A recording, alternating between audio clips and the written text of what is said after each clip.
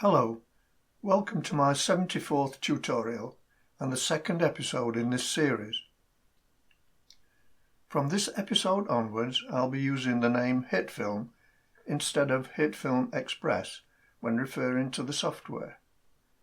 This is because FXOM, the developers of Hitfilm, have dropped the word Express and simply refer to it as Hitfilm, or sometimes Hitfilm Free.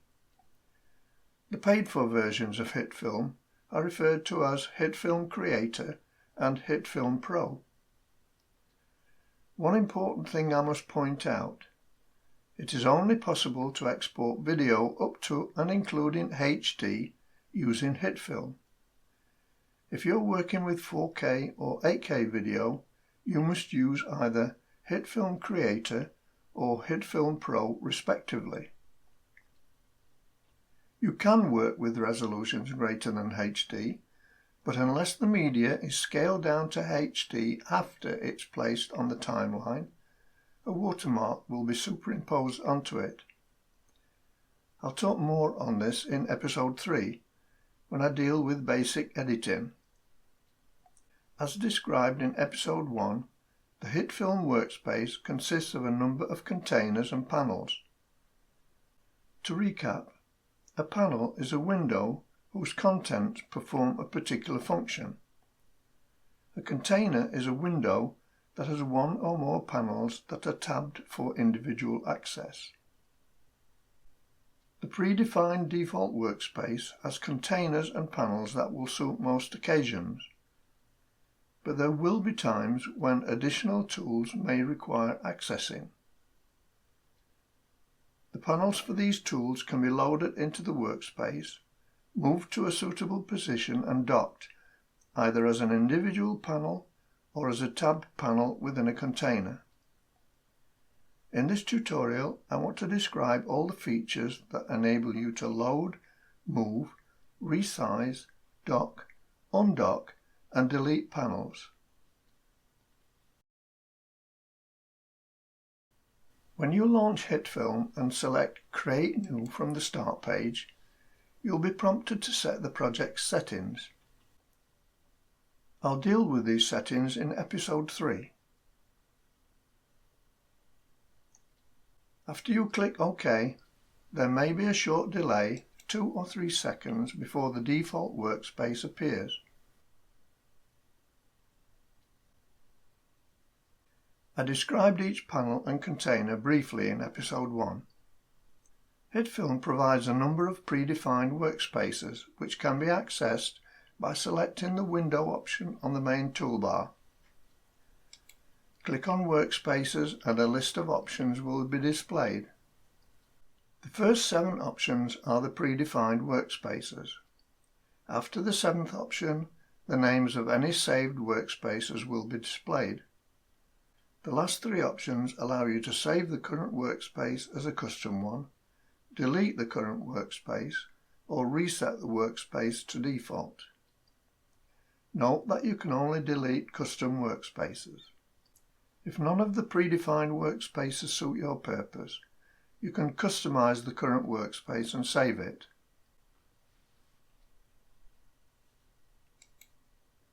To customize a workspace, you need to be able to move panels around and possibly dock them into a container with other panels.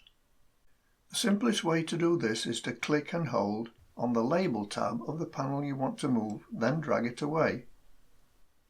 You'll immediately see an outline of the panel in blue, with a no entry sign on the tab part. There are 2 methods of docking. To dock a panel inside a container, which will create a tab for the panel, drag the panel outline to the container header until you see a blue rectangular shape. You will also see there is a right pointing arrow at the side of the mouse cursor. You can then release the mouse button and the panel will be docked and appear as a tab in that container.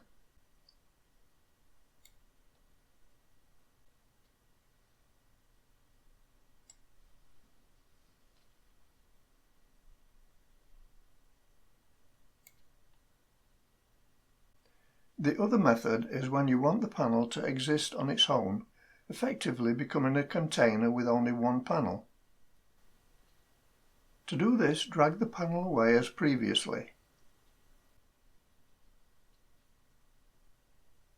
As you move the panel around, you will see a diagram that appears when the panel is over another panel or container.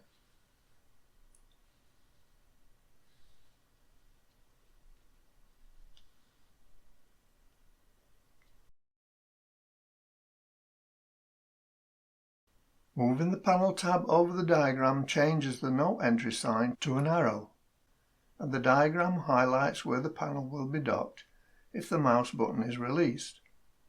At the same time, a thick blue line will appear on the side of the panel or container that the panel will be docked to.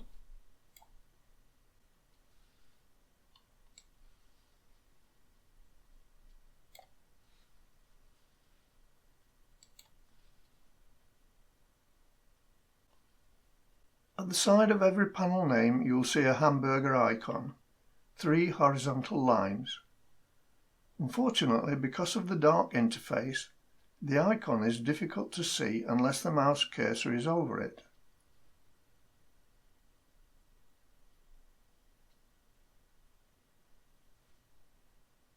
If you click on this icon, you'll see 3 options. The first option, Float Panel, when selected, will undock the panel from wherever it is docked and leave it floating.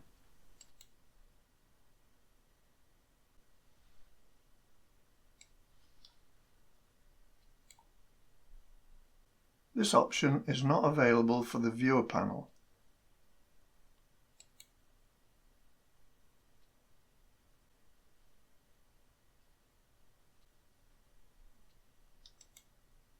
The second option, Close Panel, when selected, will remove that panel from the workspace. This option is not available for either the Viewer panel or the Editor panel. It wouldn't make any sense to remove these 2 essential panels from the workspace.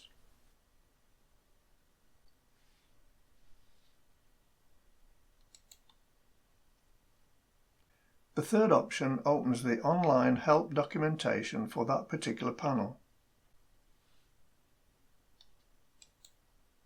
When a panel or container is floating, extra icons appear at the top right of the panel window. The first icon, when selected, docks the container. You have no control over where the panel is docked using this method.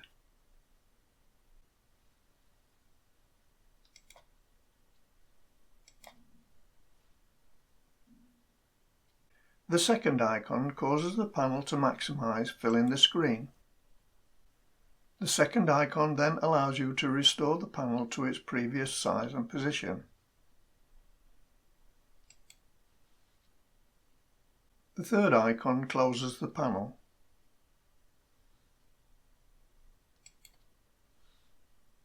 Note that there are certain panels that can't be closed, so don't display the close icon.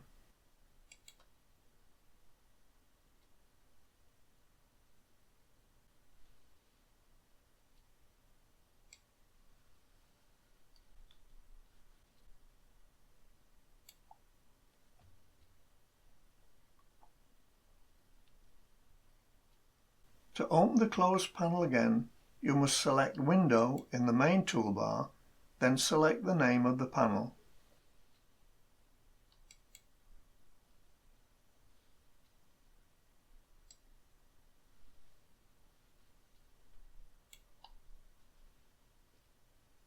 At the right of the panel or container header is another hamburger menu. Opening this will display a number of options. The number of options and what they are depends upon that panel or container. 2 of the options are always there. Float Container, when selected, will cause the container to undock and float in the workspace. Add Panel allows you to add various panels to the container. Grayed out items in the list indicate panels that are already open in the workspace. Other options that can appear in the list are the names of panels already docked in the container, with the currently selected panel highlighted with a green check mark. One more thing regarding workspace customization. Panels and containers can be resized independently by clicking and holding onto any part of the panel or container frame, then dragging to resize.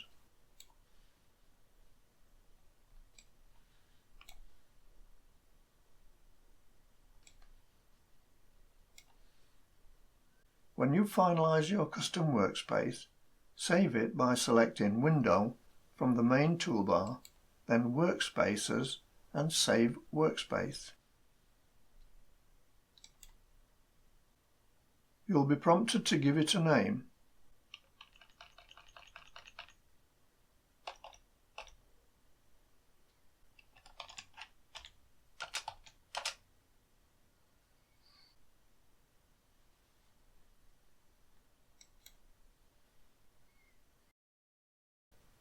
It will then appear in the list of workspaces.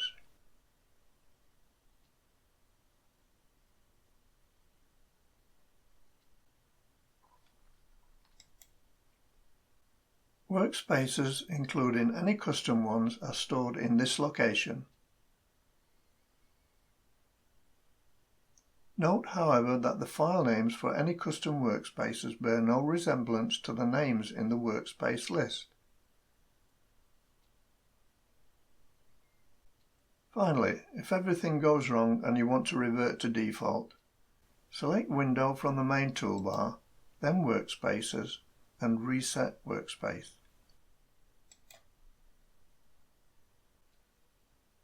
The default workspace, or one of the predefined workspaces, will be adequate for most editing workflows. If none of these is suitable though, the ability to customize will give you exactly the workspace you want. Once again, thanks for watching. Join me for the next episode when we'll get down to some basic editing. Until then, bye for now.